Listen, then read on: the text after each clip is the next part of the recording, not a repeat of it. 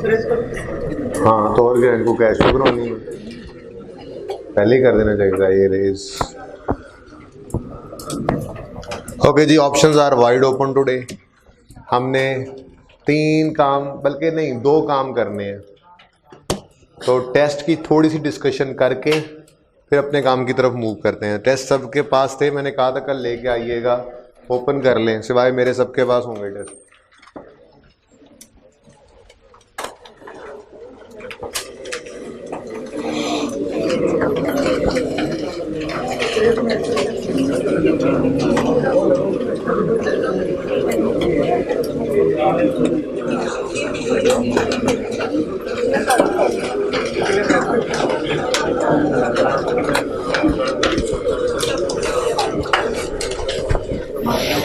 तो भाई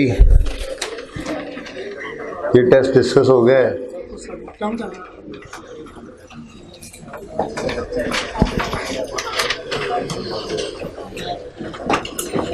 term test आपके सामने है। क्वेश्चन नंबर 1 में कैश BRS टैली हो गई थी, हाथ खड़ा कर, टैली हो गई थी, काफी है। ओके चलें, BRS का सवाल कल डिस्कस करेंगे। क्वेश्चन नंबर, ये इजी भी है। क्वेश्चन नंबर 2 पे आए। 2 में क्या है? Following information is available regarding cash at bank of a business. Number सिर्फ डेढ़ है भाई, टेस्ट ला दें, नंबर सिर्फ डेढ़ है। अब वर्किंग शर्किंग करने का टाइम नहीं है, अब आप बड़े हो चुके हैं, तो एक तरतीब, अब एक शॉर्टकट जहन में रख लें। आपके जहन में पूरा मैप मौजूद है। मैंने कभी भी BRS का सवाल तरतीब से नहीं हटाया था, उसके पीछे शायद कोई वजह यही थी।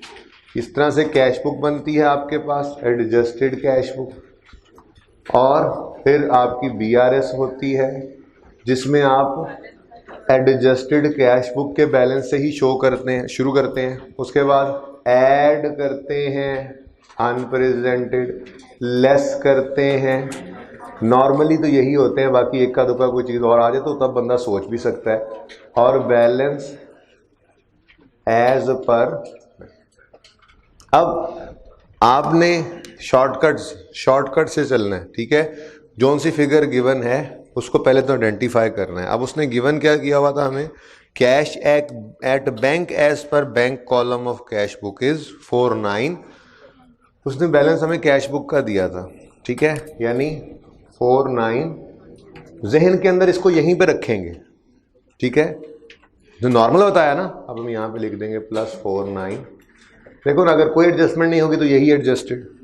फिर इसको यहाँ पे लेकर आना है, तो ये लिखने की भी ज़रूरत नहीं है, शायद इसी में कुछ चीज़ें ऐड होंगी, कुछ चीज़ें लेस होंगी, और हम इसको यहाँ पर लेकर आएंगे, और फिर कुछ चीज़ें ऐड और कुछ लेस। तो ये प्लस माइनस हमने करना है जितना क्विकली हो सके। नेक्स्ट पॉइंट में क्या लिखा है? अनप्रेजेंटेड चेक्स वर 630। अब मत इंतजार करो कि कैश बुक में से इसने ऐड ये सब करके यहाँ पे पहुंचूंगा।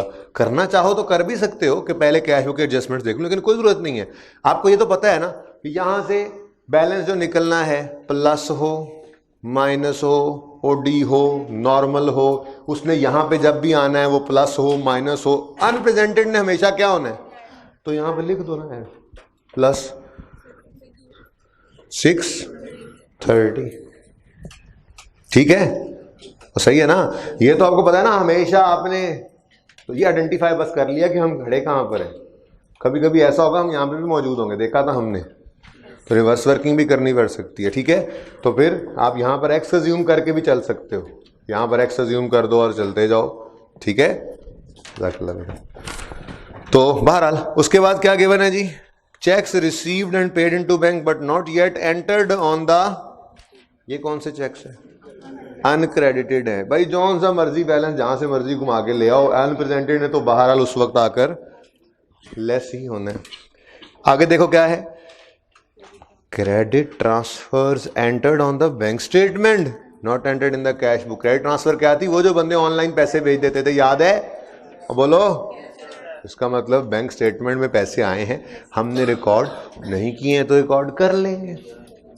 रिकॉर्ड कर लेंगे, ठीक है। तो अगर एक इनकम रिकॉर्ड करने जा रहे हो तो इनकम रिकॉर्ड करने से इसको डेबिट मतलब प्लस करना पड़ेगा। इनकम रिकॉर्ड करने के लिए इसको प्लस करना पड़ेगा या माइनस। देखो ना, हम स्टार्ट कहाँ से कर, कोई इनकम है तो यहाँ पे ऐड होगी, कोई एक्सपेंस होता जैसे बैंक चार्जेस दिए तो यहाँ से लेस होता, तो यहीं पे जाके कर दो। अगर किसी का दिल कर रहा था कि नहीं जी मैंने तो यहाँ पर ही लिखना है, तो उसने जगह छोड़ दी होगी, उसने 2-3 पॉइंट्स की जगह छोड़ के इसने आगे लिखा होगा। बहरहाल plus 340, the answer is 54, positive ही है। अब उसने मांगा क्या था, what is the cash at bank as per bank statement, तो आपने उसका जवाब देना था 5420 credit means normal, credit means normal, ठीक है, सही है। सेकंड देखें, अगेन सेकंड बिल्कुल वैसा ही था। The bank column of cash book showed a credit balance of 8000। अब इधर देखें, इधर देखें,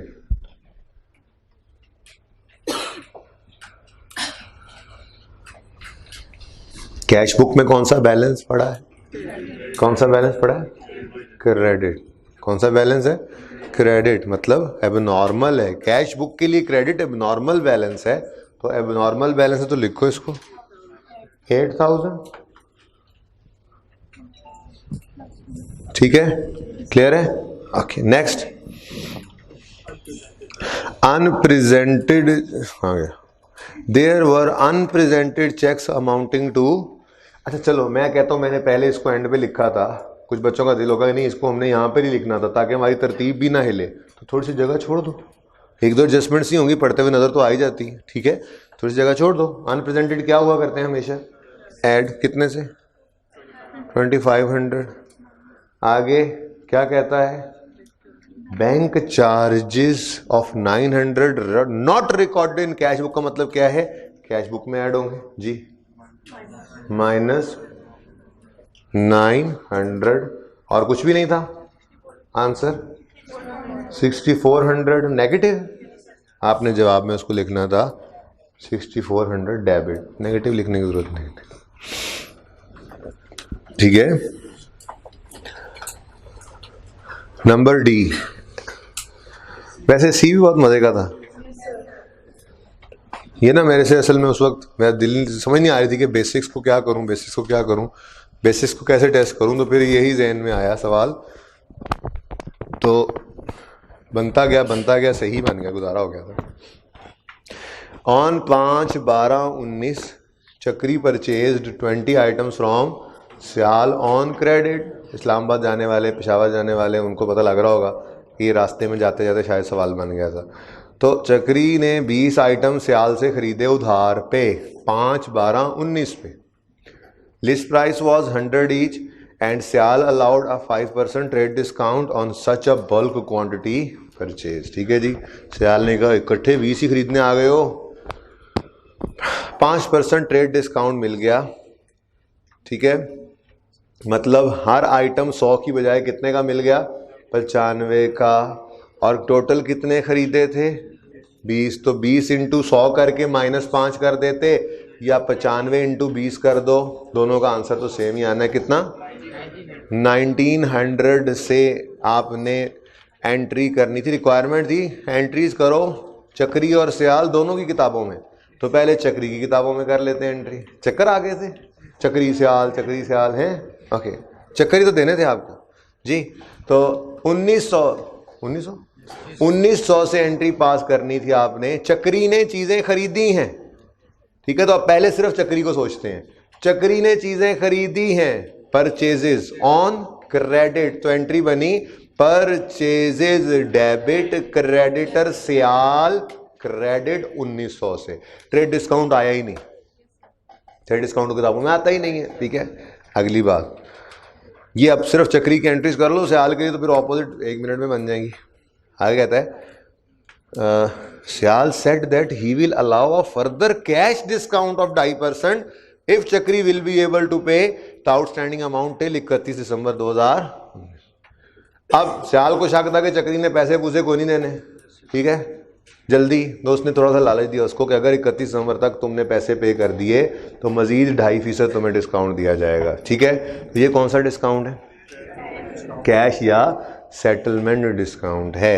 ओके, अब इसकी एंट्री करेंगे अगर 31 नवंबर से पहले चक्री पे कर जाता है। ओके चलो, कहता है 2 आइटम्स वर फाउंड डिफेक्टिव। असल में से 4 नंबर पूरे नहीं हो रहे थे तो मैंने फिर रिटर्न भी डाल दी। ठीक है, जैसे 2 नंबर का ये काम बन रहा था, ये पहले रिटर्न नहीं थी। 2 items were found defective and were returned by Chakri on 10/12/19। 10/12/19 को आपने चक्री की किताबों में परचेज रिटर्न की एंट्री करनी थी। Creditor debit, purchase return credit. कितने के? 100 रुपए के हिसाब से? ना 95 के हिसाब से। जितने पैसों के ऊपर खरीद के लाए थे रिटर्न भी उतने से डालनी है। ओके, तो 190 से क्रेडिटर डेबिट और परचेज रिटर्न क्रेडिट। नेक्स्ट, चक्री paid the outstanding amount on 29 दिसंबर। तो जी डिस्काउंट भी ले उड़ा। ठीक है, अब चक्री ने जब पेमेंट की है तो चक्री की किताबों में आपने एंट्री करनी है क्रेडिटर डेबिट बैंक क्रेडिट, ये तो नेट, और डिस्काउंट अलाउ होगा उसकी तरफ से चक्री को, यानी कि चक्री की इनकम बन रही होगी, चक्री उसकी एंट्री करेगा creditor debit discount received income credit. ठीक है, सही है ना? बहरहाल आसान सवाल था, दोनों तरफ से ये एंट्री कर देनी थी। Next, an asset was purchase for 1474 on 1 July, ये कॉस्ट है। Was purchased for 1474 on 1 July, ये कॉस्ट है। ठीक है, and it is being depreciated using reducing balance method, calculate WDV as on 30 June 19। जी, इसके साथ 10% किसने लिखवाया भाई? किसने लिखवाया भाई? ये 10% किसने लिखवाया है? जरा पता करके आए क्वालिटी एश्योरेंस से, इसके ऊपर 10% क्यों लिखा हुआ है बच्चे ने? जरा पूछ के आए किससे पूछ के लिखवाया गया ये। Hurry up, go and tell me at your return, ये 10% किसने लिखवाया और किससे पूछ के लिखवाया? भाई ये 10% नहीं था, निकालना तो क्या होगा मेरे सवाल को, आपने जड़ निकाल दी सवाल की। जाएं जरा, 3 नंबर को पता है कितने नंबर है? जल्दी से पूछ के आए जरा, जल्दी से, और मुझे ऐसा से बताइएगा बाद में। इन्वेस्टिगेट करेंगे 10% किसने लिखवाया, मुझे वो बंदा चाहिए, नाम पता चाहिए उसका, जल्दी करें। पता लग गया ना उसको भी। और भाई ये 10% जिसने लिखवाया था, लिखाने वाले ने भी बेवकूफ़ी की और लिखने वालों ने उससे बड़ी बेवकूफ़ी की। सवाल पूछकर उन्होंने बहुत बड़ी बेवकूफ़ी की। रिड्यूसिंग बैलेंस मेथड में कॉस्ट गिवन है, लाइफ नहीं गिवन, लाइफ नहीं गिवन, ओ स्क्रैप वैल्यू नहीं गिवन, ओ एक छोटी सी गलती थी, वो मेरी जो गलती थी वो मुझे माननी चाहिए ना।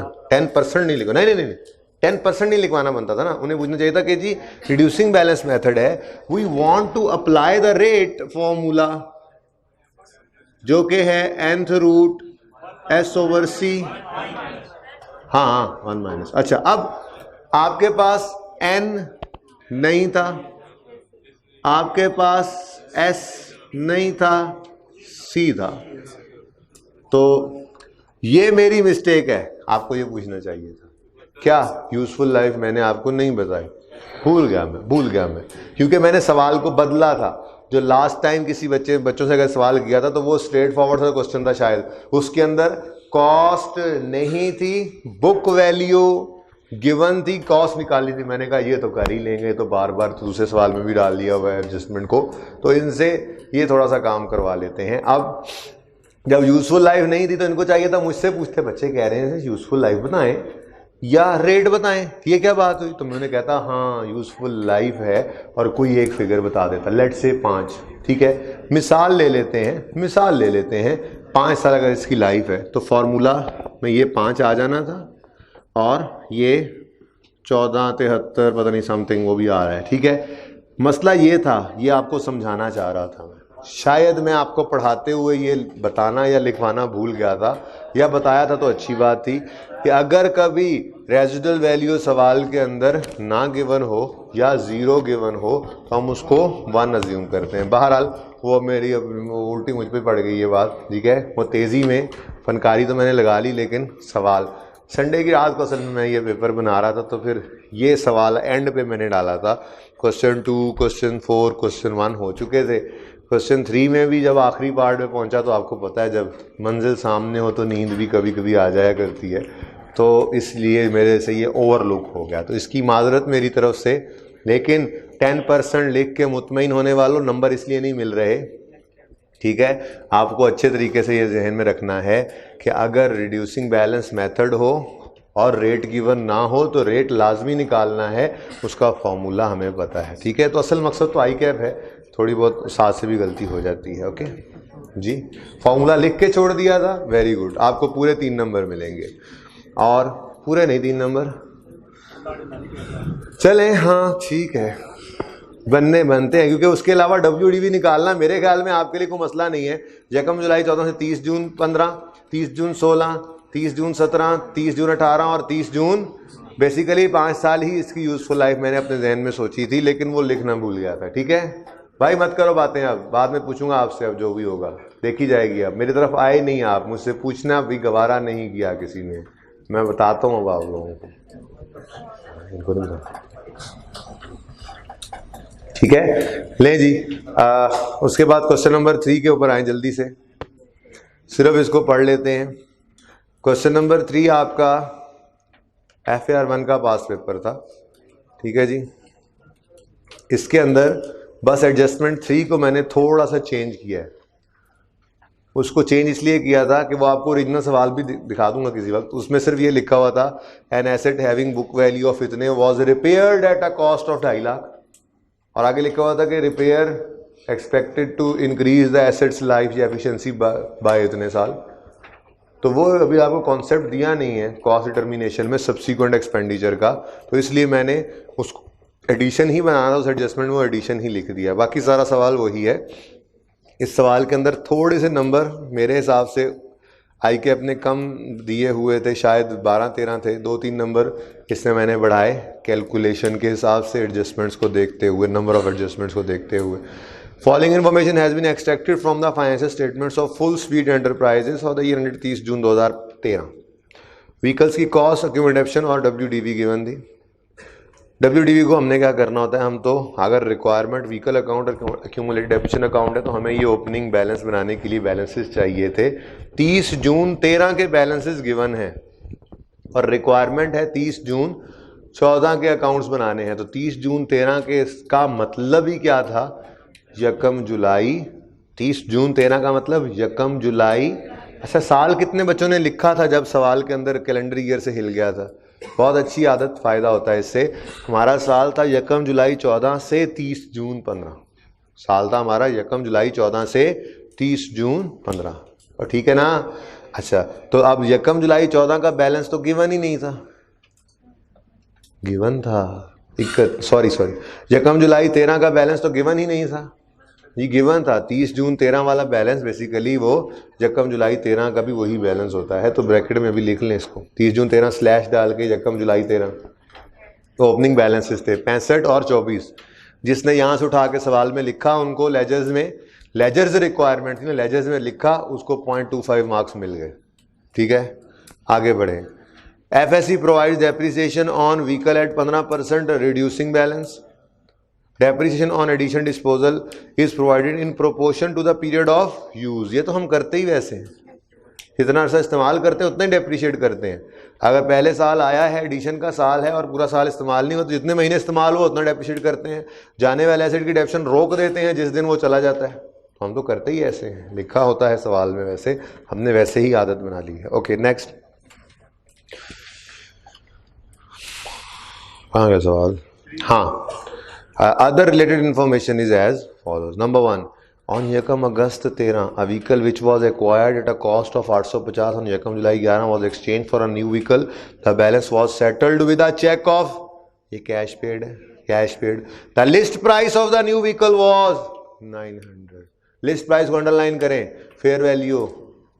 और लिस्ट प्राइस का मतलब क्या होता है?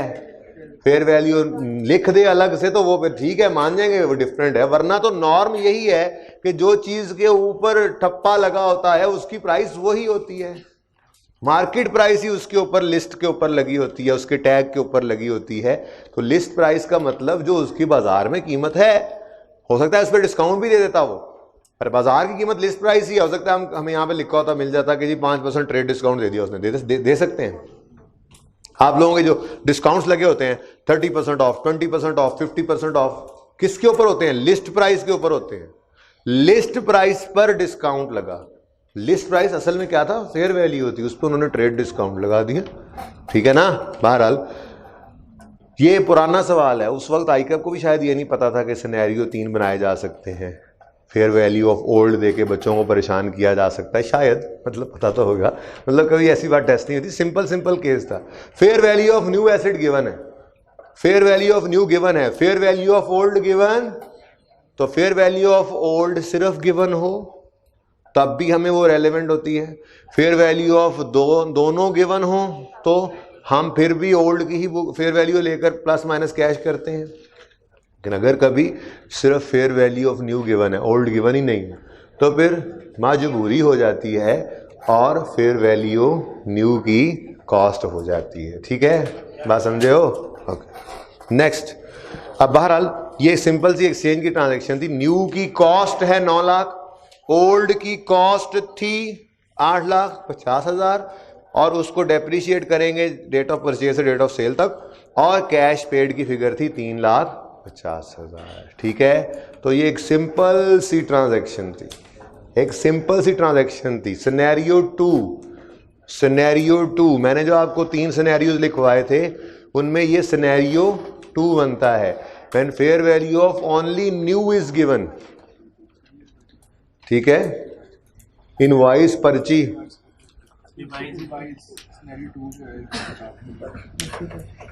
बेटा वही तो बोल रहा हूं, अगर आपने गौर किया हो तो मैंने यही बोला है, अगर फेयर वैल्यू ऑफ सिर्फ न्यू गिवन हो तो फिर हमारे पास पुराने की फेयर वैल्यू नहीं है, तो नए की फेयर वैल्यू ही उसकी कॉस्ट है। पुराना बेशक दे रहे हो, जब उसकी मार्केट वैल्यू ही नहीं है तो क्या वैल्यू में प्लस माइनस कैश करोगे? बुक वैल्यू में? वो तो बिल्कुल ही गलत बात है, वो तो बिल्कुल अजराए मजबूरी लैक्स ट्रांजैक्शन में जब जाएं तब हम इसको, बहरहाल किसी वक्त फिर देख लेंगे, इनको रिवाइज कर लेंगे तीनों केसेस को। Next, 3 new vehicles were purchased which were on 1 December for 1250 each. कितने बच्चों ने ये ईच पढ़ा था? कितनों ने ईच नहीं पढ़ा? गुड, 1 2 3, ध्यान से पढ़ा करें सवाल। एक एडिशन नहीं था, 1250 इंटू 3 एडिशन थे एक ही दिन पर, तो ध्यान से सवाल पढ़ने के लिए ही ये। अभी मैं एक और फिक्स एसेट का दूंगा इंशाल्लाह नेक्स्ट वीक के टेस्ट में, उस सवाल के अंदर मैं सब कुछ ही कोशिश करूंगा जो आपने पढ़ा हुआ वो डाल दूं। शायद पिछली बार तक चेंज इन एस्टीमेट नहीं डाला हुआ था, पुराना सवाल है मेरे पास बना हुआ, अब चेंज इन एस्टीमेट भी पढ़ा देता हूँ ना, नेक्स्ट वीक में वो भी डाल दूंगा। एक ही सवाल 30-35 नंबर का, बस आपने वो अगले टेस्ट में इंशाल्लाह तैयार हो जाना है। कॉस्ट डिटर्मिनेशन भी उसमें, और उसमें जो है वो कॉस्ट मिसिंग होगी, बुक वैल्यू से कॉस्ट निकालना भी उसी के अंदर, एक्सचेंज के सिनेरियोज भी उसी के अंदर, सब कुछ एक सवाल में कर लेंगे आप। नेक्स्ट, ऑन 1 फरवरी another vehicle costing 2.5 lakh was acquired. Simple addition है, ये सिंपल एडिशन बना दिया था मैंने एडजस्टमेंट को, वैसे भी सिंपल ही था, बस थोड़ा सा लाइन लंबी लिखी हुई थी, सब्सिक्वेंट एक्सपेंडिचर हमने पढ़ा नहीं हुआ था, वरना उसमें भी एडिशन ही बनता था, इतना अच्छा नहीं था कि मैं सोल्यूशन बदलता। On 30 June 14 a vehicle purchased on 1 January 12 eight a cost of 1500 was sold for 1350। Simple disposal. तो ये वाले जो 16 नंबर थे, 15 नंबर, ये तो शायद मुफ्त के नंबर थे, क्या ख्याल है?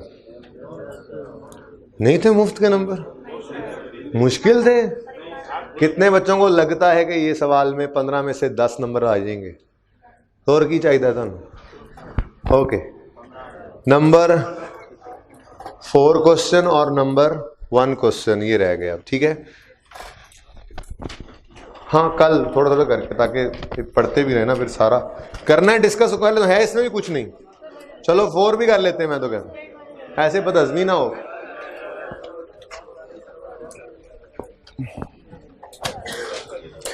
अच्छा वैसे उस सवाल में कुछ भी नहीं है। क्वेश्चन नंबर 4 भी पढ़ो, ओपन करो। नहीं कोई 9,000 नहीं, चलें क्वेश्चन नंबर 2, 3, 4 आज होमवर्क में भी होना है ना। फिर जिनके गलत हुए और पता लग गया बातों का वो जाके देख लेंगे इनको। ओके क्वेश्चन 4 बेटा, ये रीसेंट अटेम्प्ट का आपका क्वेश्चन है। आई कैप का रीसेंट, आप इस लेवल पे पहुंच चुके हैं। बस मैंने आपकी एडजस्टमेंट 4 को थोड़ा सा नहीं, एडजस्टमेंट 3 को थोड़ा सा हिलाया था। थोड़ा सा हिलाया इसलिए प्लीज कि उसमें ना कॉस्ट डिटर्मिनेशन का एक कॉन्सेप्ट था। एक नंबर भी कम कर लिया, एक नंबर के बराबर एडजस्टमेंट थी, उसको भी जरा सा मैंने छेड़ दिया। बाकी बिल्कुल एज इट इज क्वेश्चन है, उसके अंदर जो है वो एडजस्टमेंट्स भी बिल्कुल सेम है, सिर्फ एडजस्टमेंट नंबर 3। तो ये मैं सवाल में आइडेंटिफाई कर रहा हूँ एडजस्टमेंट 3 जैसे मैंने की। ये तो आपका अपना सवाल है ना, ये तो FAR 1 का सवाल नहीं है पुराना, ये तो आपकी अभी इस रीसेंट अटेम्प्ट में आया है। जब इस रीसेंट अटेम्प्ट का सवाल है आपका, तो इसके साथ आपने लिख लिया होगा चेंज्ड, ऊपर लिखा ना रीसेंट अटेम्प्ट, और इस एडजस्टमेंट के साथ लिखा चेंज्ड। अब आज शायद ही, क्योंकि मैंने रिवर्स वर्किंग सिखानी है, तो कल तक cost determination change in estimate की बात खत्म हो जाएगी। जब कॉस्ट डिटर्मिनेशन की बात खत्म होगी, आप इसी सवाल को ओरिजिनल वाले को जाके उठा के देखोगे, तो आपको रीसेंट अटेम्प्ट तो बुक में नहीं होती ना, आपको ओरिजिनल सवाल देखने पर वो एडजस्टमेंट भी समझ आ रही होगी। मैं आपको ओरिजिनल वाली एडजस्टमेंट लिखवा दूंगा, टेंशन नहीं लेनी आप लोगों ने, ठीक है। उसको मैं दिखा दूंगा आपको ये असल सवाल कैसा था। ओके ठीक है ना। बल्कि यूं करते हैं अमजद, आप इस दफ़ा वाला आई कैप का पेपर में से अभी तक 2 सवाल जो डिस्कस हो गए हैं वो रखवा दीजिएगा, ठीक है। सिर्फ वही लीजिएगा। वैसे जब आप लोगों को पता लग जाता है कि रीसेंट अटेम्प्ट में से क्वेश्चन में दे देता हूँ, तो फिर मैं देना बंद कर देता हूँ उसमें से सवाल। लेकिन बेहतर यही है कि आप जितने 2 सवाल हमने अभी तक 2 टॉपिक पढ़े हैं ना, बेसिक को मैं ये नहीं कहता कि हमने पेपर के लेवल का कर लिया है, क्योंकि बेसिक्स में हमने इनकम स्टेटमेंट बैलेंस शीट बनाना सीखी थी, बेसिक्स में हमने अकाउंटिंग इक्वेशन बनाना सीखी थी।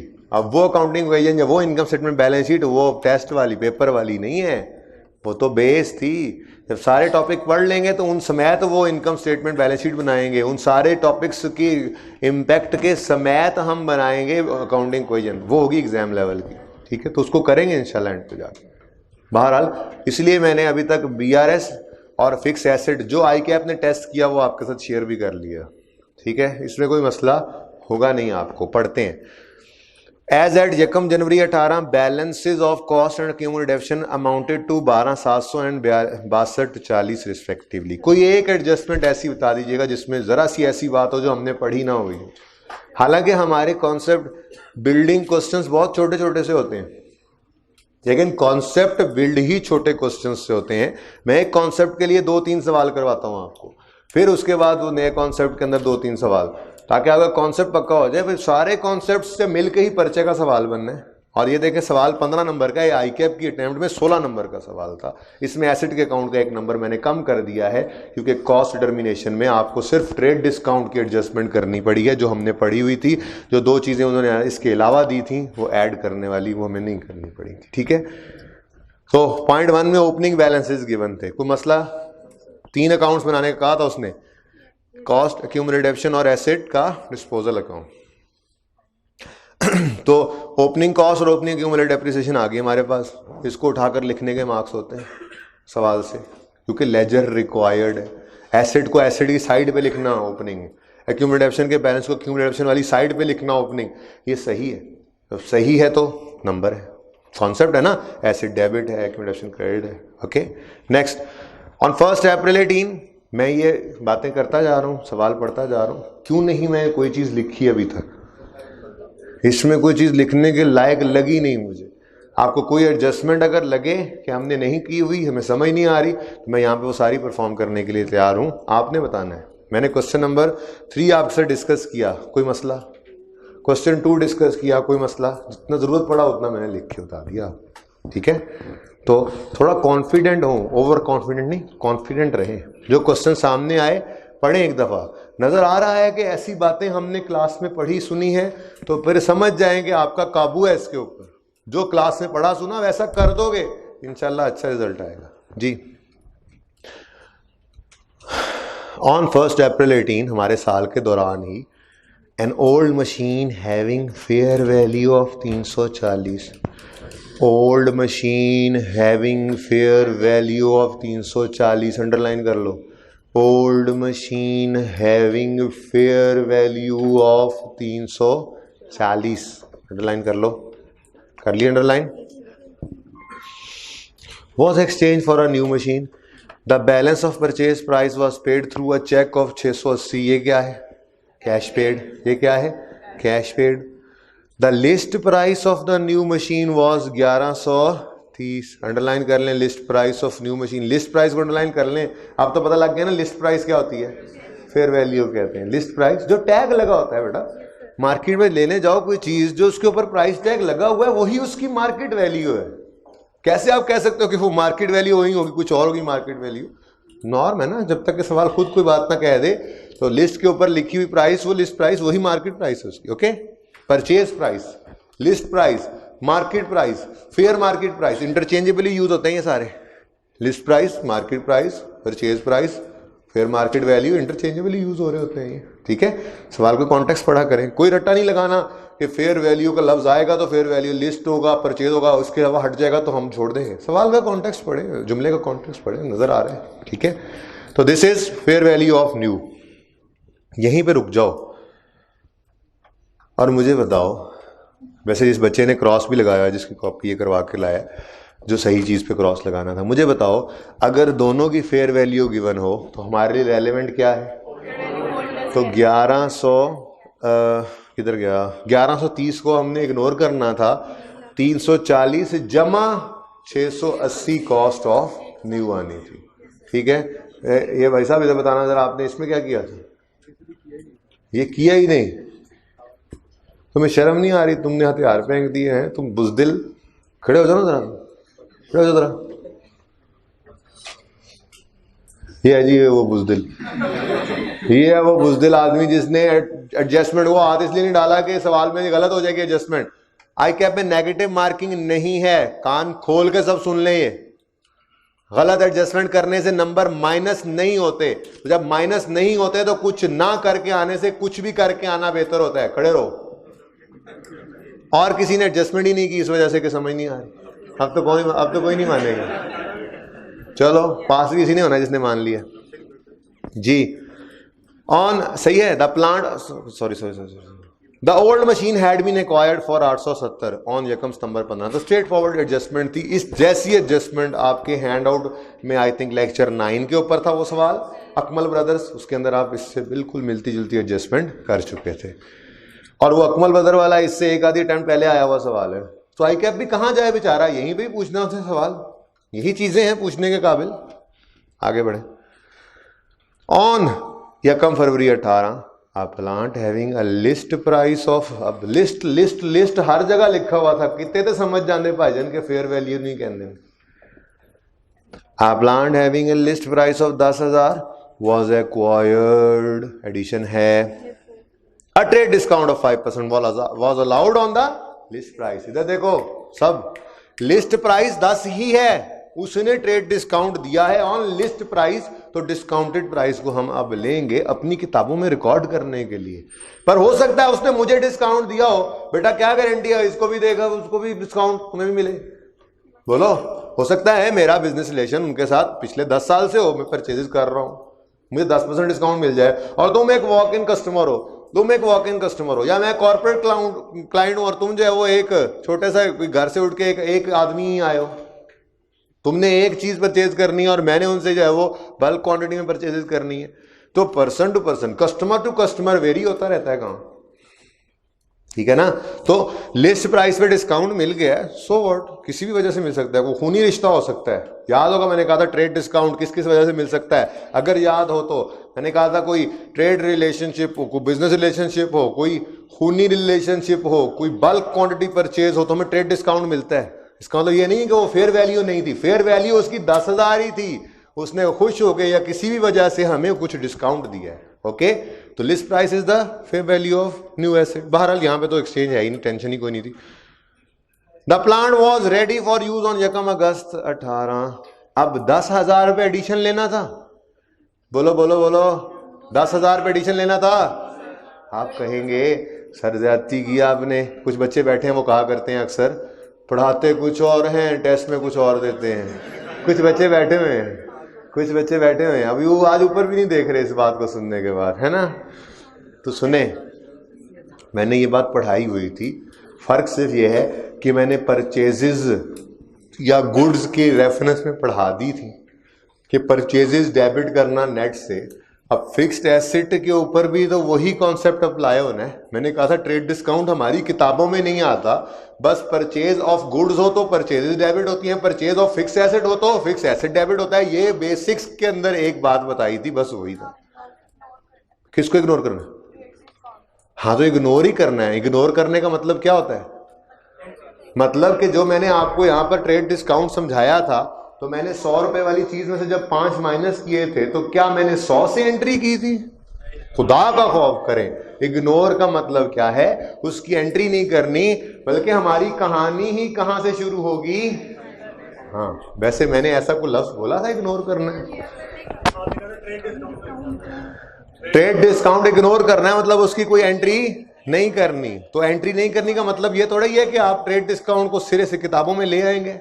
आपको एक बंदा 100 रुपए वाली चीज 95 दे रहा है, नहीं मैं 100 रुपए रिकॉर्ड करना है, तो आप इस तरह से तो ट्रेड डिस्काउंट की एंट्री करने जा रहे हैं आप कि आप परचेज डेबिट करें 95 से, बैंक क्रेडिट करें, परचेज डेबिट करें 100 से, बैंक क्रेडिट हो आपका 95 से, तो 5 की तो इनकम बन गई।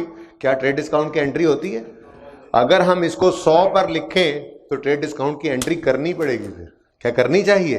तो बेसिक उस लेक्चर को रिवाइज कीजिएगा। छोटे मोटे मसाइल हैं, इंशाल्लाह पक्के हो जाएंगे। अभी तो अभी पढ़ रहे हैं आप, सही है। तो 10,000 इंटू 95% कर देते, या 10,000 में से -5% ऑफ 10,000 कर देते, या 10 मिलियन। कितने बच्चों ने माइनस किया था? ओके, 20-22 बच्चे तो हैं, काफी है। नंबर 4, ऑन 31 अक्टूबर कितने बच्चों ने 10,000 का 10,000 ही ले लिया था? हाथ खड़ा करें।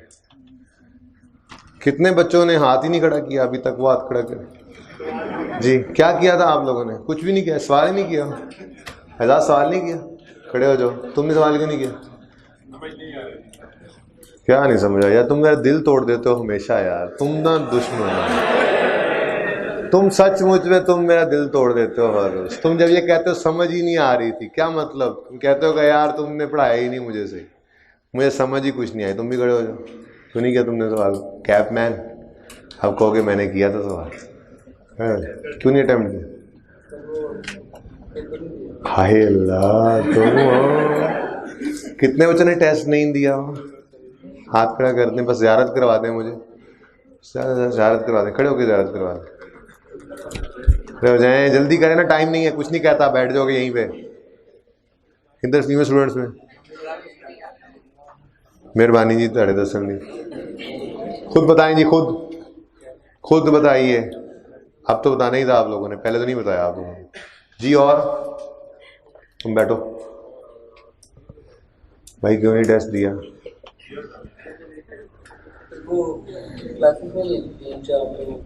तो फेल हो जाओगे, अब आई कैप में हो जाओगे, मैं कह रहा हूँ। अगर ऐसे ही अगले टेस्ट मिस कर दिया तो बड़ी मेहरबानी, आप 3 हफ्ते बाद आ गए भाई। आपको मैं एहसान नहीं भूलूंगा सारी जिंदगी, अल्लाह जानता है।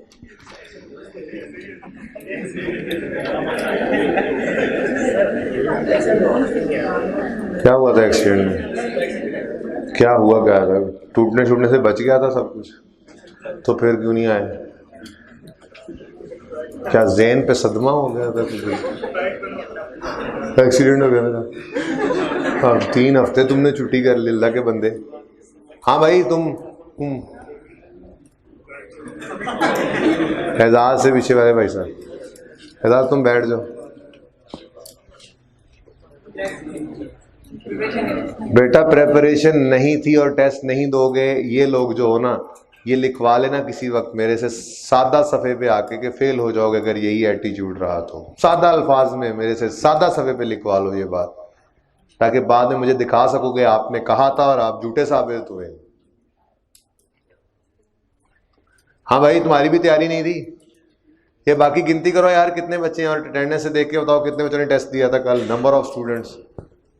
अल्लाह तुम लोगों को पास करे, हिदायत दे, और जो बैठे हैं बस अल्लाह उनको पूछे। अगली बार वो पढ़ेंगे फिर। आप दोनों क्यों नहीं दिया टेस्ट जी? मंडे का दिन टेस्ट का है, तो मंडे के दिन छुट्टी तो नहीं होती।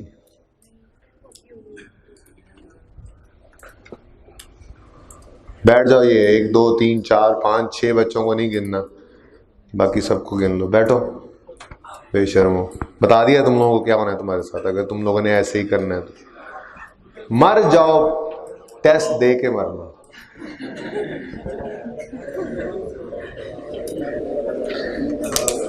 और उसमें पूरी एफर्ट, वरना कोई फायदा नहीं। ये बस हो गया काम इसका पूरा।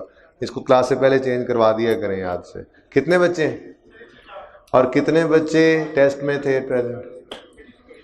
तो बाकी बच्चे जो हैं वो गलत हैं, जो बता नहीं रहे। चलें, ठीक है जी, ठीक है, कोई नहीं। वो रिजल्ट नखेड़ देता होता है, इस वक्त ना भी निकले ना, रिजल्ट नखेड़ दिया करता है, अलहदा कर दिया करता है।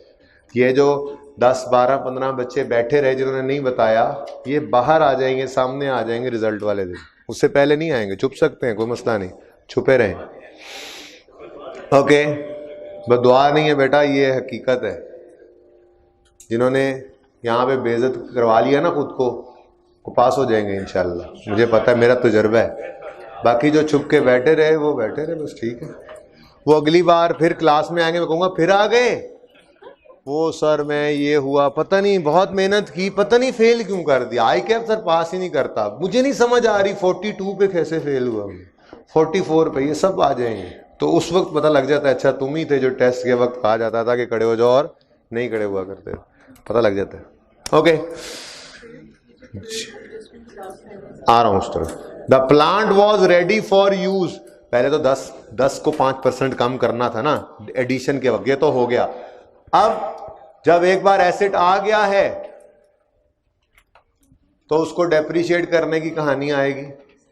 प्लांट आया कब? 1 फरवरी 18 पे। रेडी फॉर यूज कब हुआ? अब देखें, एक बीच में थोड़ा सा मखमसा था, यहाँ पे भी थोड़ी सी, एक यहाँ पर भी कैच था छोटा सा। देखें, प्लांट का मतलब वो प्लांट कोई आपका कोई कॉफ़ी प्लांट नहीं है जो घर के अंदर आके आपने छोटा सा डिस्पेंसर लगाना है और उसका स्विच लगाना है और उसको ऑन करना है, तो या कोई जूसर ब्लेंडर नहीं है कि आप यहाँ ड्र करके चल पड़ेगा। प्लांट है, प्लांट। इतनी बड़ी फैक्ट्रियाँ होती हैं, उनको लगने में टाइम लगता है, कुछ खर्चे भी होते हैं जो इसमें थे, मैंने छुपा दिए। लेकिन एक डेट आपको याद करवानी थी, एक कॉन्सेप्ट आपको याद करवाना था कि ये कॉन्सेप्ट क्या है। चाहे एसिड आ गया है, जब तक रेडी टू यूज ना हो डेप्रिसिएशन स्टार्ट। लेकिन एक चीज और भी इसमें ऐड होगी आने वाले दिनों में। भाई साहब जल्दी कर लें जरा, काइंडली, स्पीकर बंद हो रहा है। तुम एक बार जाया करो, उसको बुला के लाया करो, सिखा करो, इधर आओ जरा, मसला हो गया है, फिर आगे। अच्छा चलो ठीक है जी। ये 3 डेट्स हुआ करेंगी। एक, प्लांट आया, एक इंस्टॉलेशन होने के बाद प्लांट रेडी हो गया, और एक प्लांट एक्चुअली यूज हुआ। ये 3 डेट्स हुआ करेंगी आने वाले दिनों में। सवाल में प्रैक्टिकली आने दीजिएगा। अभी सिर्फ ये 2 बातें आई, ये याद रखना है आपने। प्लांट आया, अभी इस्तेमाल के काबिल नहीं है, हम उसको डेप्रिशिएट नहीं कर सकते, क्योंकि जिस दिन से इस्तेमाल शुरू करना है उसी दिन से डेप्रिशिएट करना है, बोला था आपको, ठीक है। अब प्लांट का आना और रेडी टू यूज होना, इसके दरमियान फिर क्या हो सकता है? उसकी इंस्टॉलेशन ही हो सकती है, वो होती रही। तो डेप्रिसिएशन ने स्टार्ट होना था 1 अगस्त 18 से, यानी अगस्त, सितंबर, अक्टूबर, नवंबर, दिसंबर, 5 महीने। कितने बच्चों ने 5 महीने डेप्रिशिएट किया? ये खुद से ख्याल आया ना, ये कुछ बच्चों को आया, 10 से 12 बच्चे हैं, खुद से ख्याल आया ना, बाकियों को भी इंशाल्लाह पर्चे में आएगा जब ऐसे चीज़ें याद हो जाएंगी। ये चीज़ याद करवाना मकसूद होता है आपको, ठीक है, ओके। और ये जब सवाल में आएगा तो फिर समझाऊंगा। प्लांट इंस्टॉल हो गया, टेस्ट रन हो गया, ड्र करके चेक कर लिया उन्होंने, अब वो पड़ा है, चला ही नहीं रहे, तो आपकी सुस्ती है। आपकी सुस्ती, अगर नहीं चला रहे हैं तो चलाएं, क्यों नहीं चलाया, डेप्रिशिएट तो वो हो रहा है, ठीक है।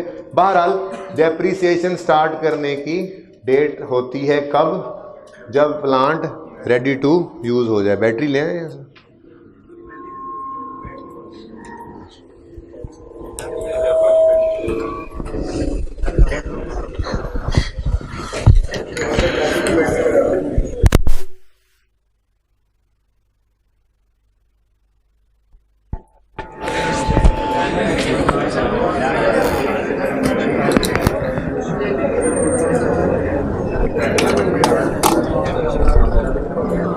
तो ये याद रखिएगा प्लीज, अब चुप कर जाए। ये याद रखिएगा कि एसेट पर डेप्रिसिएशन स्टार्ट करते हैं हम उस दिन से जिस दिन से वो रेडी टू यूज हो, ना उससे पहले ना उससे बाद, ठीक है। अब ये रूल जिस दिन पूरा होगा फिर नोट भी करवा दूंगा। फिलहाल आप यकम अगस्त को अंडरलाइन कर लें। और एक सवाल ऐसा आएगा जिसके अंदर प्लांट एक दिन आएगा, फिर इंस्टॉल एक दिन होगा, फिर उसके बाद तीसरे दिन तीसरी डेट पे जाके होगा। तो जब वो रूल पूरा सामने एडजस्टमेंट में आ जाएगा ना, फिर मैं वहां पे आपको ये लिखवाऊंगा भी सही। अभी सिर्फ आपने इतना ये लॉजिकली कॉमन सेंस बच्चों ने यूज करके ये डिसाइड किया कि जिस दिन आ गया है हम क्या करें, जिस दिन रेडी टू यूज है, यूज तो उस दिन से करना शुरू कर सकते हैं, जिस दिन से इस्तेमाल शुरू करेंगे डेप्रिसिएशन भी उसी दिन से शुरू करेंगे। तो डेप्रिसिएशन स्टार्ट होनी थी 1 अगस्त 2018 से। क्लियर है ये? नेक्स्ट ऑन 31 अक्टूबर 18, अब याद रहेगी ना ये बात, ठीक है। वैसे बताई हुई बात जरा याद नहीं रहती। ऑन 1 फरवरी 18 हो गया। On 31 October 18 another machine was sold for 334, ये कैश पेड है, received sorry. It was acquired on 1 January and had a net book value of 512 on 1 January 18। A cost of 25,000 was incurred on its disposal. जी क्या है ये, क्या है? Disposal है, simple. Book value given है, पहली बात। कॉस्ट गिवन नहीं है, तो बुक वैल्यू से कॉस्ट निकालना, बुक वैल्यू से कॉस्ट निकालना आता है। दूसरी बात, डिस्पोजल कॉस्ट गिवन है, क्या ट्रीटमेंट सीखा था? अलग से एंट्री नहीं करनी, जो कैश रिसीव हो रहा है ना उसी को नेट करके लिख देंगे, हमारा काम हो जाएगा। ये दो बातें की थी, ये अकमल ब्रदर्स वाले सवाल में की थी भाई, वो आई कैप का ही सवाल था अलग, ये भी आई कैप का सवाल है अलग। मैंने नहीं इस सवाल के एक जैसी एडजस्टमेंट बनाई, आपके सामने है कि एक एक्सचेंज अगर है तो उसमें मैक्सिमम क्या कुछ आ सकता है, एक डिस्पोजल है तो उसमें मैक्सिमम क्या कुछ आ सकता है। अब कॉन्सेप्ट तो आपके पास है, सवाल में वो मैक्सिमम जो कुछ कर सकता है वो मैक्सिमम चीजें देख लेंगे, तो पासिंग मार्क्स तो उस सवाल में से ले ही सकते हैं ना इंशाल्लाह। तो ये बात कभी भी नहीं कहनी आइंदा के बाद कि मुझे समझ नहीं आई सवाल की, वरना तुम्हारी सजा होगी आज के बाद, ठीक है। समझ आ रही थी तुम्हें, तुमने एक आसान लफ्ज ढूंढा हुआ है, समझ नहीं आ रही सवाल की, ट्राई किया सवाल? किया ही नहीं। कितनी देर बैठे टेस्ट में? हाँ पहले उठ गए ना? हाँ 2 घंटे, इंसान बन जा। Okay next, AE depreciates plant machine at 20% using reducing balance method, ठीक है जी। स्टूडेंट पूछिएगा। हाँ जी, तो क्यों नहीं होगा? तो अपना उसूल हिला दे, हर दफा हिलाते रहे, अलग कर लो। साल डेप्रिशिएट ही करना है ना, ठीक है, करो, कोई मसला नहीं, ठीक है। क्या मसला है? सही है ना, अपने कॉन्सेप्ट को नहीं छेड़ना, ठीक है। ओपनिंग से डिस्पोजल माइनस होना है तो होना है, चाहे पहले दिन डिस्पोजल है माइनस करना था, क्योंकि पूरा साल डेप्रिशिएट नहीं करना। लिख लोगे डिस्पोजल में 0 कर दो, नहीं है डेप्रिसिएशन। मिड में है वो तो वैसे ही है, और एंड पे है तब भी कर दो माइनस, ताकि आपका कॉन्सेप्ट ना हिले। ओपनिंग डिस्पोजल से नेट करके ही लिखना है हमने, डिस्पोजल को अलग ही डेप्रिशिएट करना है। मैं एक ऐसा सवाल भी आपको दूंगा, शायद टेस्ट में दूं, शायद प्रैक्टिस में आ जाए, जिसमें एक एसेट इसी साल में आना है, इसी साल में निकल जाना है। वो टेस्ट होगा, वो एसेट होगा जिसमें आप ओपनिंग में से माइनस नहीं करोगे, क्योंकि वो ओपनिंग में पड़ा नहीं था, और एडिशन या डिस्पोजल में से किसी एक जगह मूव होगा। ओपनिंग एडिशन डिस्पोजल में किसी एक जगह रख सकते हो, दोनों जगह भी नहीं रखोगे, दोनों में सही है। ठीक है, अगर एसिड ओपनिंग से आ रहा है, चाहे साल का आखिरी दिन है, डिस्पोजल से माइनस करो। नेक्स्ट जी, और क्वेश्चन 4 की, on 31 October another machine was sold for 334, एक मशीन बिकी है 334 की, कैश रिसीव हुआ। इट वॉज एक्वायर्ड ऑन यकम जनवरी 15, पुरानी बात है, कितने की खरीदी ये नहीं given, and had a net book value of 512 on यकम जनवरी 18, उसकी बुक वैल्यू हमारे साल के पहले दिन गिवन है, तो कॉस्ट निकाल सकते हैं, बुक वैल्यू गिवन और रिवर्स वर्किंग करके कॉस्ट निकाल सकते हैं। ओके सही है, ये तो कॉस्ट तो निकल आएगी, क्योंकि हमें उसने कहा है यकम जनवरी 15 को खरीदा था, डेट ऑफ परचेज भी गिवन है, बुक वैल्यू भी गिवन है, यकम जनवरी 15 से यकम जनवरी 18 तक उसको लेके आएंगे, अज्यूम्ड कॉस्ट को परसेंटेज में कॉस्ट निकाल लेंगे। एक बात हो गई। अब डिस्पोजल की एंट्री में पहला स्टेप कॉस्ट क्रेडिट करनी है, हो जाएगी। दूसरा स्टेप एक्यूमुलेटेड डेप्रिसिएशन, वो भी हो जाएगी। तीसरा स्टेप कैश रिकॉर्ड करते हैं, कहता है वॉज सोल्ड फॉर 334, ये क्या है, कैश रिसीव्ड, प्लस साथ में लिखा डिस्पोजल कॉस्ट कितनी है। मैंने आपको इसके बारे में उसूल लिखवाया था अकमल ब्रदर वाले सवाल में, जो आपको करवाया था, जो 2 सवाल पास पेपर के आपके लिखे हुए थे, 3 एक्सचेंज सिनेरियोज वाला और एक अकमल ब्रदर्स। मैंने कहा था अगर डिस्पोजल कॉस्ट आ जाए अलग से एंट्री नहीं करनी, कैश को ही नेट करके एंट्री में शो कर देना। तो कैश को आपने कर देना था 300 कितना है 334,000 में से 25,000 माइनस करके आपने कैश को लिख देना था। ये एडजस्टमेंट की हुई है हमने। मुझे बताएं जरा लेक्चर नंबर कौन सा था वो जिसमें अकमल ब्रदर वाला सवाल था। एक और लेक्चर 10 एंड 11 को जो जिस एंड्रॉइड पे हमने 2 दिन लगाए थे, उसमें जो क्वेश्चन 1 था अकमल ब्रदर, उसकी एडजस्टमेंट नंबर 2 और ये एडजस्टमेंट नंबर 4 सेम ही थी तकरीबन। ठीक है, ओके। क्वेश्चन 1 ही अब रह गया है, एक बार कर लेना घर पे, शायद हो जाए। और ओपन करें होमवर्क वाले क्वेश्चंस हैं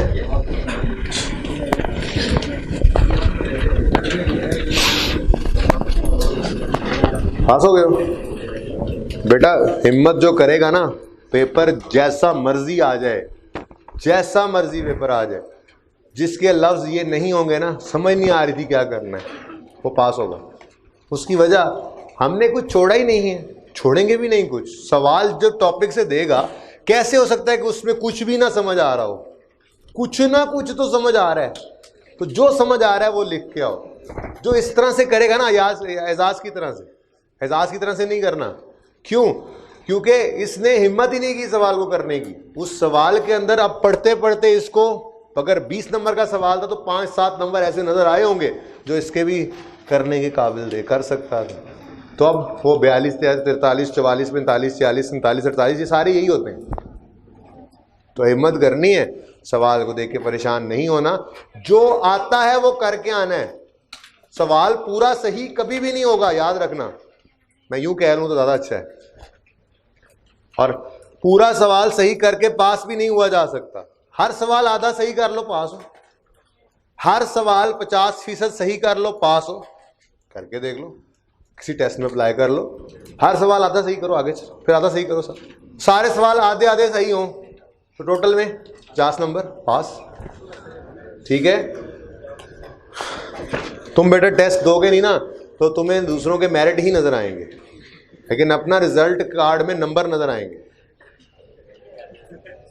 तुम्हें कितने टेस्ट दिए तुमने? एक दिया? कोई एक आध दिया होगा, क्योंकि मुझे हमेशा तुम जो है वो ओके। ओपन करें क्वेश्चन नंबर, टाइम ही नहीं बचा।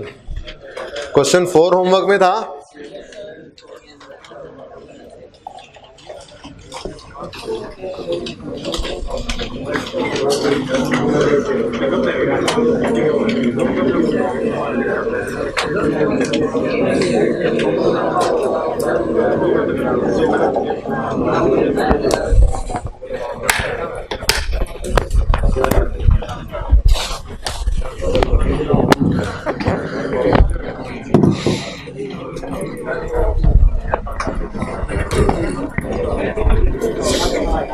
अच्छा, ये क्वेश्चन 4 मैं सिर्फ पढ़ रहा हूँ, कल इसका सोल्यूशन शेयर कर दूंगा मैं आपके साथ कॉपी करवा के। ओके, शायद हाथ से ही लिख दूँ, सोल्यूशन दे दूंगा आप लोगों को। ठीक है, मैं चाह रहा हूँ कि क्वेश्चन 6 आपके साथ क्विकली कर ही लूँ, परफॉर्म कर लूँ, ताकि कल जब इस क्वेश्चन के ऊपर ही मैं वर्किंग शुरू करूँ, क्वेश्चन 6 के से ही आपको रिवर्स वर्किंग सिखानी है। आज टेस्ट की डिस्कशन में ज़्यादा बात होगी ज़रा थोड़ी सी। तो the following information is available in respect of fixed assets of MJ enterprises. Question 4 MJE, the opening balances of cost and accumulation of fixed asset as on यकम जनवरी 9 पर 1,33,000। ये क्या गिवन है जी? कितने बच्चों ने ये सवाल अटेम्प्ट किया था? बाकी कर लें बेटा। ओपनिंग बैलेंसेस, फोटोकॉपियर के पास ये 3 सफ़े मौजूद हैं जिनमें 6 सवाल हैं।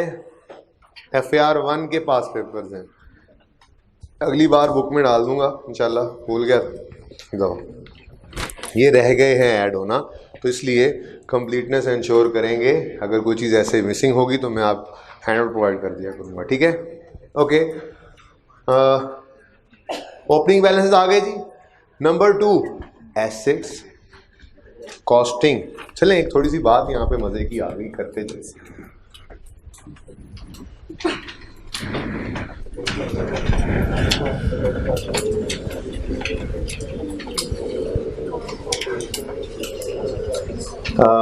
ऐसा करें, थोड़ी देर के लिए अज्यूम करें कि ओपनिंग यकम जनवरी किस दिन का है? ओपनिंग तो एसेट का तो गिवन है, कितना? 1 लाख। बातें नहीं करें बेटा, इंपॉर्टेंट बात करने लगा हूँ। अब ये ऐसी चीज़ है जो नई चीज़ है, नई चीज़ है तो पेपर में आ सकती है, ICAP के भी टेस्ट में भी। ठीक है, तो नई चीज़ों पे स्ट्रेस किया करें, सोचते हुए, समझते हुए, नोट करने की तरह दौड़ते हैं।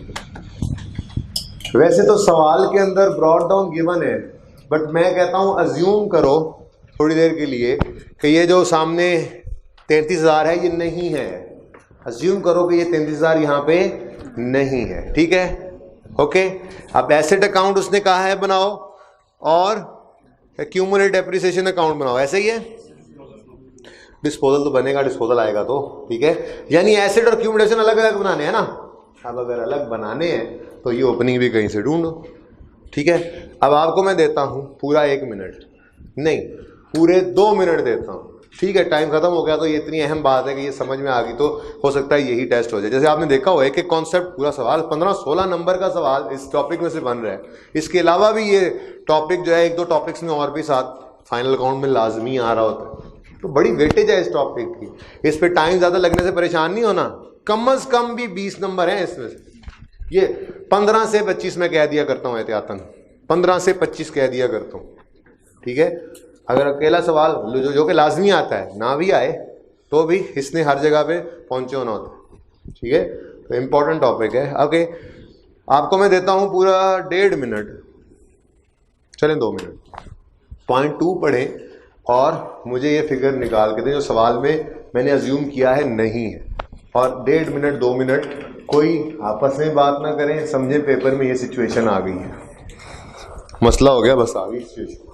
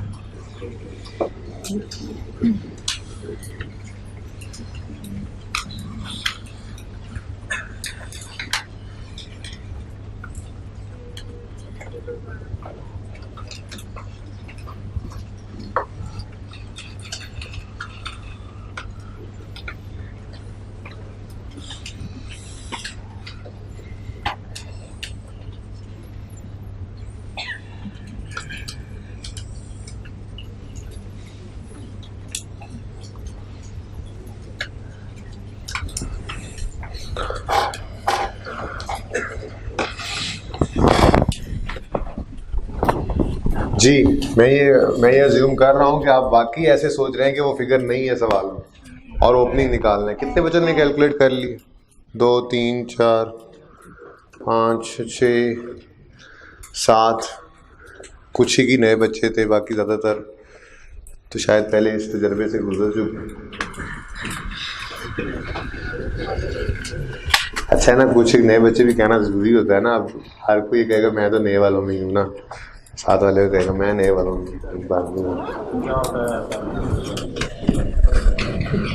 क्या कह रहा है?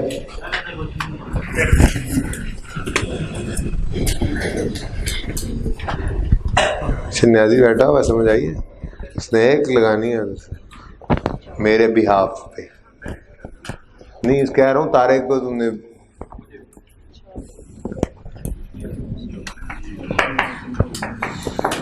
ओके स्टॉप सोचिंग and writing, look up, everybody should be up.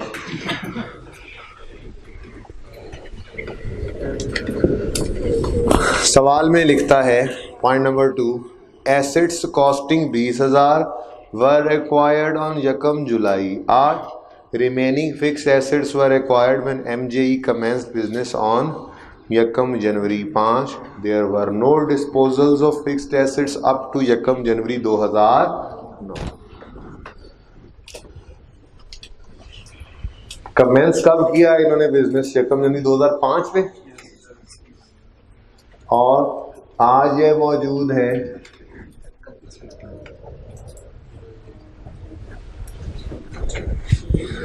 31 दिसंबर 5, 31 दिसंबर 6, 31 दिसंबर 7, 31 दिसंबर 8, और ये हमारा साल अब शुरू होना चाह रहा है, यानी यकम जनवरी 9, इसी दिन को ही कहेंगे ना। इस दिन का बैलेंस हमें नहीं पता, टोटल एसेट्स का पता है। टोटल एसेट्स बिजनेस में कितने हैं? 1 लाख।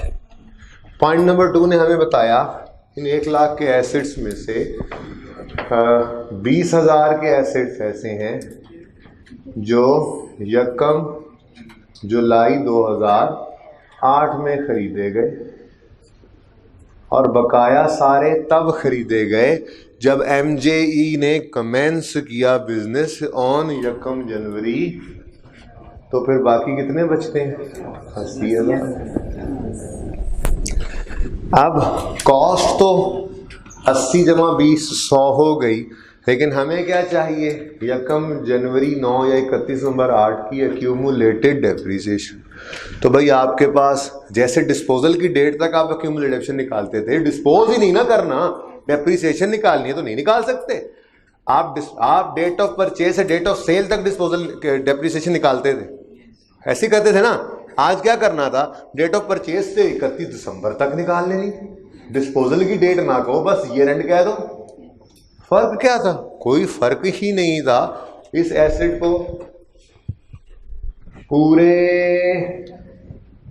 1 2 3 4 साल डेप्रिशिएट करना है। बोलो, यकम जनवरी 5 को खरीदा हुआ एसेट 31 दिसंबर 5, 31 दिसंबर 6, 31 दिसंबर 7, 31 दिसंबर 8, कितने साल चल चुके हैं? 4। और ये पूरे सिर्फ 6 महीने। तो एक्यूमुलेटेड डेप्रिसिएशन निकालनी है, वो तो फॉर्मूला भी हमने पढ़ा था। एक्यूमुलेटेड डेप्रिसिएशन एज ऑन 31 दिसंबर 8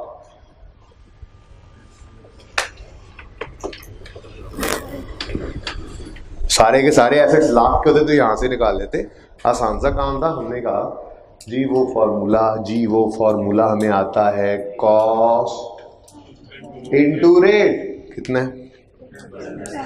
मसला ये कि स्ट्रेट लाइन मेथड है तो मसला नहीं है। मसला ये है स्ट्रेट लाइन मेथड है तो मसला नहीं है। ये वो एसेट्स हैं जो यकम जनवरी 15 पे खरीदे थे, ठीक है, 5 यकम जनवरी 5 वाले जी बोले 80,000 या 80,000, 10% है बस, ठीक है जी, इनटू ये स्ट्रेट लाइन मेथड कोई मसला ही नहीं था। स्ट्रेट लाइन मेथड आप इंटू 4 करें कितना, ओहो ये तो सही नहीं है, सारे एसिड्स नहीं है। यकम जुलाई 8 वाले भी तो कुछ हैं, वो कितने हैं, इंटू अभी सिर्फ इंटू, यानी कि सही है सवाल ने सही डेप्रिसिएशन निकाली हुई है। चल ठीक है। अब एक इम्पॉर्टेंट बात थी इससे रेलेवेंट, ये लिखें। इस सवाल में तो शायद इस पॉइंट की कोई खास जरूरत नहीं थी।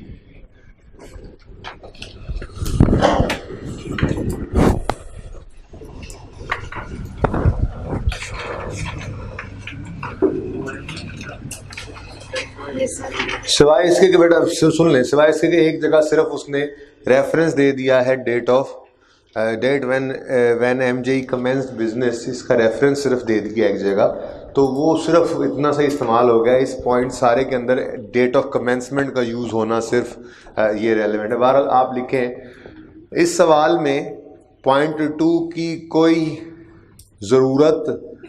ख़ास ज़रूरत नहीं थी,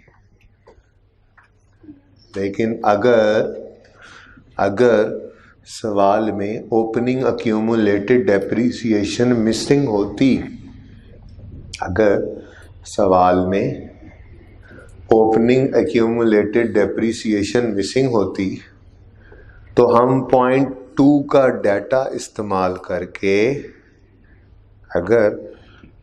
अगर सवाल में ओपनिंग अक्यूमुलेटेड डेप्रिसिएशन मिसिंग होती तो हम पॉइंट 2 वाला डाटा इस्तेमाल करके उसे कैलकुलेट कर सकते थे, उसे ऐसे कैलकुलेट कर सकते थे और नीचे ये वर्किंग शो कर दे।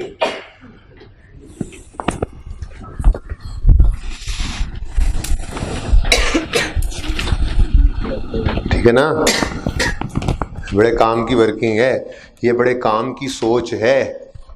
अभी तो स्ट्रेट लाइन मेथड है, यहीं पे समझा देता हूँ। अभी रिड्यूसिंग बैलेंस हो तो क्या करोगे, ठीक है। तो उसूल क्या बन गया, अगर कभी इस तरह की डेट, परचेज की डेट और डेप्शन मेथड वगैरह दे दे और ओपनिंग अक्यूमुलेशन को मिस कर दे तो हम बड़े आराम से कैलकुलेट कर सकते हैं, ठीक है।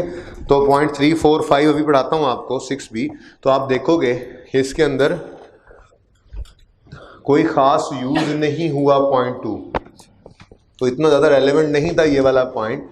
हाँ, लेकिन हमने इसको यूज़ करके एक काम सीख लिया, आइंदा जब ज़रूरत पड़ेगी तो ये अप्लाई कर लेंगे, ठीक है। तो मैंने इसलिए आपको उसूल लिखवाया कि आज इस सवाल में तो शायद पॉइंट 2 की कोई ख़ास ज़रूरत नहीं थी, लेकिन अगर सवाल में 33,000, अगर सवाल में ओपनिंग अक्यूमुलेशन यानी 33,000 मिसिंग होता तो हम पॉइंट 2 वाली इंफॉर्मेशन को यूज़ करके इसको कैलकुलेट कर लेते, ठीक है। इसको कैलकुलेट कर सकते थे, कैसे, नीचे ये वर्किंग शो कर लें, ठीक हो गया। अच्छा, अब यहीं पे रुक कर उसूल जो सीखा है तो इसके दाएं बाएं ऊपर नीचे जो एबिलिटीज बनती हैं वो भी सोच लें। तैयार है? सुने आप, अगर यहीं पर लिखा होता पॉइंट 3 में लिखा हुआ है MJ he provide depreciation on cost of asset eight 10% per annum using straight line method, depreciation is calculated on a monthly basis, तो ये 10% और ये स्ट्रेट लाइन वहीं से ही लिया था ना, पॉइंट 3 से ही लिया था।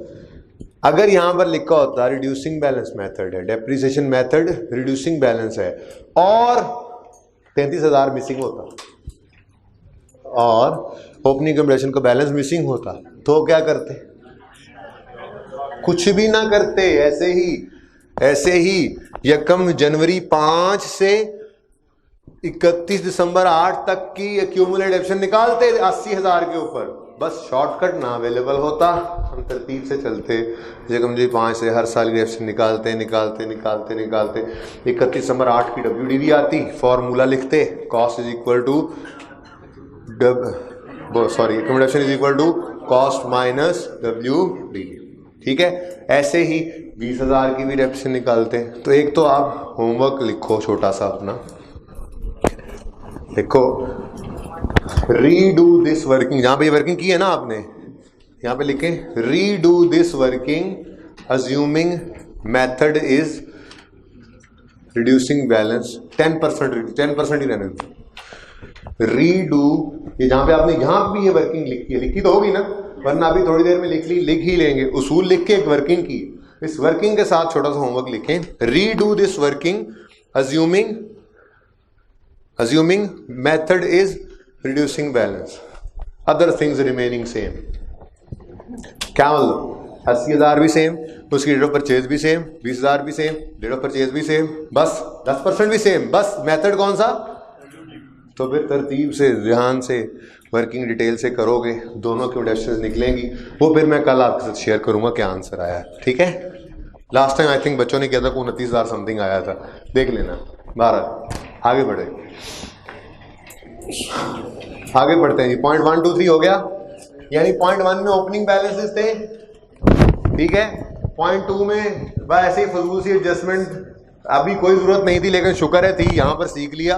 कहीं और इसको अब टेस्ट कर लेंगे, देख लेंगे सवाल के अंदर, हो सकता है कभी ओपनिंग मिसिंग हो जाए, ठीक है।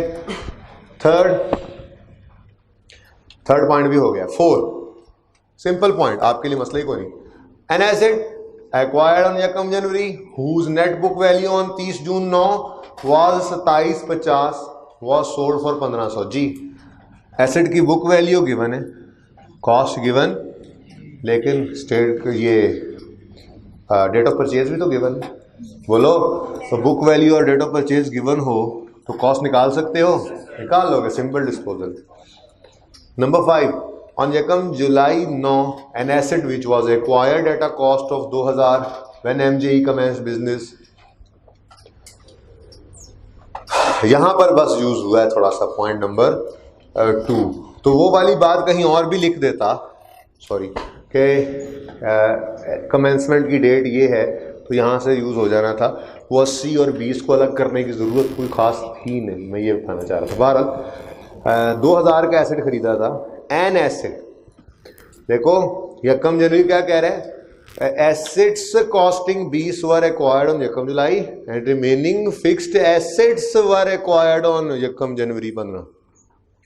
तो काफी एसेट्स खरीदे हैं, एक एसेट नहीं खरीदा, काफी एसेट्स खरीदे हैं, ठीक है। अब पॉइंट नंबर 5 में कह रहा है on 1 July N asset which was acquired on the cost of which was acquired at a cost of 2000 when MJE commenced business was exchanged for a, यानी कि वो जो 80,000 के एसेट्स थे उनमें से एक को बेचा है। अब ऐसे ही पॉइंट 4 पढ़ो, an asset acquired on 1 January 5 whose net book value was 2750 was sold for। अब यहां ये नहीं समझ लेना था कि 20,000 वाला 2750 का बिका है, ऊपर लिखा हुआ है, फिर पढ़ो जाकर, assets costing 20,000 were purchase on 1 जुलाई 8, लिखा हुआ है assets costing 20,000 were purchase on 1 जुलाई 8, एक नहीं है कई हैं। आप पॉइंट नंबर 4 फिर पढ़ो, an asset acquired on 1 January 5, sorry हाँ यही है, एन एसेट एक्वायर्ड ऑन, मैं पढ़ाया दूसरा पॉइंट और रिलेट दूसरा कर रहा हूं, सॉरी, अगला पढ़े, इसी लाइन के आगे लिखा होता है assets costing 20,000, assets costing 20,000 were acquired on 1 जुलाई 8, आगे पढ़ो, remaining fixed assets were acquired on 1 जनवरी 5, यानी कि काफी एसेट्स खरीदे थे, ठीक है। तो 1 जनवरी 5 को भी काफी सारे एसेट्स खरीदे थे, 80,000 का एक ही एसेट नहीं है। अब वो कह रहा है on 1 July 9 an asset which was on 1 January 5, sorry, an asset acquired on 1 January 5 whose net book value on 30 June was 2750 was sold for 1500। क्या मतलब कि 1 जनवरी 5 को सिर्फ एक ही एसेट खरीदा था 80 का, जो ये 27 का बिक गया, नहीं, तो इसलिए आसान रास्ते की तरफ नहीं चल पड़ना था कि वो 80 वाला एसेट बिका है वही कॉस्ट है, गिवन तो है, गिवन कोई नहीं है, 2750 बुक वैल्यू है, ये किसी एक एसेट की है जो 80 में से एक बिका है, तो इसकी कॉस्ट निकालनी थी आपने। कितने बच्चों ने ये कंफ्यूजन जो है वो घर पे फेस की थी? लग रहा था 2750 जो बुक वैल्यू है ये बस एक ही एसेट था 80,000 वाला जिसको बेच दिया, तो वही कॉस्ट ले लेते हैं, क्यों कैलकुलेट करें, हाथ खड़ा करें। 80,000 कॉस्ट ले ली थी, नहीं कंफ्यूजन हो रहा था। ओके चलें, गुड, समझ आ गई है, हाथ खड़ा करें। समझ ही नहीं आई वो हाथ खड़ा करें, बात की समझ ही नहीं आई। अब सुनिएगा आप लोग प्लीज ध्यान से, होश में रहे। पॉइंट 1 हमने पढ़ लिया है, पॉइंट 1 में ओपनिंग लिखे हुए हैं। पॉइंट 3 हमने पढ़ लिया है, पॉइंट 3 में डेप्रिसिएशन मेथड और रेट गिवन है। पॉइंट 2 हमने देखो क्या यूज भी कर लिया। क्या क्या कहता है, जरा जुमले को गौर से पढ़ लो, अंग्रेजी का मसला है बस। पॉइंट 2 में कहता है assets costing 20 were acquired on यकम जुलाई 8। वो देखें टाइम लाइन पे, यकम जुलाई 8 को 20,000 के एसेट्स खरीदे हैं। एक एसेट नहीं है, कई सारे एसेट्स खरीदे हैं। यहीं पे रुक जाओ, ये पहले जुमले के साथ पॉइंट नंबर 6 को मिलाओ, सॉरी पॉइंट नंबर 4 को मिलाओ। मैंने पॉइंट 2 के अंदर पहला जुमला पढ़ा है फुल स्टॉप तक, क्या लिखा हुआ है फिर पढ़ो। Assets costing 20 were acquired on यकम जुलाई 8। यकम जुलाई 8 पे कई सारे एसेट्स खरीदे, वो एक नहीं है, कई सारे। अब पॉइंट 4 एन एसेट, क्या वो कौन सा है? हाँ 5 वाला है। पानी पीने तो गया था, तुम लोगों ने पीने नहीं दिया। सुने आप भाई,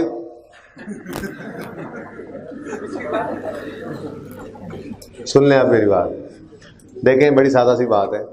2 डिस्पोजल आ रहे हैं, एक एक्सचेंज वाला है जिसकी डेट ऑफ परचेज थी यकम जुलाई 8 आई थी, ऐसे ही है, और एक सिंपल डिस्पोजल है जिसकी डेट ऑफ परचेज थी यकम जनवरी 5। ठीक है, यानी कि मैं आपको ये बताऊं कि जो एक्सचेंज वाला है वो इनमें से है। अब वो नंबरिंग खुद ही देख लेना, एक्सचेंज वाला इनमें से है, आई थिंक पढ़ लेते हैं, अब तसल्ली कर ले। ऑन यकम July 9 an asset which was acquired at a cost of 2000 when MJE नहीं, ऑन यकम जुलाई 9 हमारे साल में यहां पर an asset which was acquired at a cost of 2000 when MJE commenced business, exchange वाला तो इनमें आ गया। ठीक है, ओके हो गया। अब क्वेश्चन वो कहता है ऑन यकम July 9 an asset which was acquired at a cost of 2000 when MJE commenced business was exchange with a, क्या यहां पर 80 में सिर्फ वही 2 पड़ा है? क्लियरली पता लग गया कि इस 80 में एक 2000 वाला भी होगा जो हमने एक्सचेंज कर दिया। डन, आगे बढ़ते हैं। The balance of purchase was settled, ये हो गया, सिंपल एक्सचेंज की ट्रांजैक्शन थी। अब वापस आओ पॉइंट नंबर 4 पे, एन एसेट एक्वायर्ड ऑन, अच्छा ये भी इसी दिन है, मैं वैसे ही कहीं जा रहा हूँ, यहाँ पे भी हुई है, इनमें से कोई है ही नहीं, तभी तो मैं कहूँ मिलता क्यों नहीं है बार बार। अच्छा सिंपल, ये पॉइंट नंबर 5 है और पॉइंट 4 सिंपल डिस्पोजल वाला भी इनमें, ठीक है, सही हो गया। अब पढ़ो point 4, an asset acquired on यकम January 5 whose net book value on 30 June was 2750 was sold for 1500। ठीक है, अब ये 2700 एक की कॉस्ट है, 80,000 के अंदर तो अब तो निशानी भी लग गई। वैसे मैं जिस तरफ लेके जा रहा था वैसी एडजस्टमेंट तो निकली नहीं, असल तो बात वो बनती। ठीक है, शायद मैंने खुद ही चेंज कर दिया इस सवाल को, थोड़ा सा होना चाहिए था, ऐसे मज़ा नहीं आया। बहरहाल सुने, 80,000 के अंदर ही एक 2000 का एसेट पड़ा है, 80,000 के अंदर ही एक पता नहीं कितने का एसेट पड़ा है जिसकी बुक वैल्यू आज 2750। ठीक है, तो वो 2750 की कॉस्ट निकालनी है हमने। ठीक है, फिर उसका डिस्पोजल को रिकॉर्ड कर लेना है। ओके, बाकी सवाल के अंदर कुछ नहीं था। हाँ, पॉइंट नंबर 6 में डिस्कस करना चाह रहा था, अगले 2 मिनट में ये बात करता हूँ। बात ऐसे ही फजूल में ज़्यादा ज़ाया टाइम कर दिया हमने, जो बात करनी थी वो रह गई। सुने, ये रॉयल फैन वाले हैं, मिसाल के तौर पे, मिसाल से समझ लेंगे, बात समझ आ जाएगी। रॉयल फैन वाले हैं, ये रॉयल फैन वालों का क्या काम है? ये पंखे बनाना, और बना के क्या रखे जाना या बेचना? अच्छा, रॉयल फैन वाले पंखे बनाकर बेचते हैं, ठीक है। रॉयल फैन वालों की ये फैक्ट्री है, ये प्लांट लगा हुआ है, ये बंदे काम कर रहे हैं, ठीक है, ओके। इसमें पंखे बन बन कर निकल रहे हैं। इन्होंने यहीं पे अपनी एक दुकान बनाई हुई है, रॉयल फैन, ठीक है जी। और यहाँ पर ये शोरूम है, ठीक है, ये शोरूम है, यहाँ पे पंखे सारे पड़े होते हैं, लोग आते हैं, देखते हैं, खरीदते हैं। अब रॉयल फैन वालों के लिए ये पंखा क्या है? फिक्स्ड एसेट है? नहीं, ये फिक्स्ड एसेट नहीं है। ये अगर राइस वाले खरीद के लाएंगे तो उनके लिए फिक्स्ड एसेट। रॉयल फैन वालों का काम है पंखे बनाकर बेचना। या चलो समझो कि आपने दुकान खोल ली, रॉयल फैन की डिस्ट्रीब्यूशन ले लिया आपने, तो आपकी दुकान के अंदर जो रॉयल फैन पड़े हैं वो भी आपका फिक्स एसेट नहीं है, वो आपकी भी क्या है? इन्वेंट्री। आपने बने बनाए पंखे खरीदने हैं और उनको बेचना है, सेलिंग पर्पस के लिए खरीदे, नॉट फॉर यूज, ठीक है। तो रॉयल फैन के लिए जो पंखे हैं, ये पंखा रॉयल फैन के लिए, ठीक है। रॉयल फैन का ये पंखे हैं, ये रॉयल फैन के लिए क्या है? स्टॉक। क्या है? स्टॉक। क्लियर? अब गर्मियां आई, सर्दियों के बाद, तो रॉयल फैन को अपने शोरूम में लगाने के लिए भी पंखे चाहिए थे, और उनने सोचा यार हमारे पंखे शायद अच्छे नहीं है इतने, पाक फैन की साथ ही फैक्ट्री है, साथ ही उनका भी शोरूम है, तो उनसे पाक फैन लेके लगा लेते हैं। कैसे करेंगे? ऐसे कभी भी नहीं करते। रॉयल फैन वाले तो हाँ रॉयल फैन ही लगाएंगे, जैसा भी होगा। कहेंगे यार खरीदार आए, वो दुकान में देख के गए, ले अपनी दुकान से पाक फैन लाया है, सानू कहते रॉयल फैन ले लो। तो इसका मतलब अगर हम खुद कोई एसेट बना रहे हैं तो उसको इस्तेमाल करने में कोई मुज़ायका नहीं है। फर्क क्या है? अगर मैंने ये पंखा यहां से उठाकर अपनी दुकान में या यहां से उठाकर अपने मजदूरों के लिए यहां पर लगा दिए, तो ये पंखा जैसे ही मेरे इस्तेमाल में आया, this is no more my stock, this is my fixed asset, this is my. अब इसको घर से सोच के आना, कल इसकी बात कर लूंगा। अगर एक चीज फिक्स्ड एसेट बने, स्टॉक ना रहे, तो उसकी एंट्री क्या होगी? जो लिखवाई थी वही बनती है। असल में टेस्ट डिस्कशन में ज़्यादा टाइम लग गया। अल्लाह हाफिज़।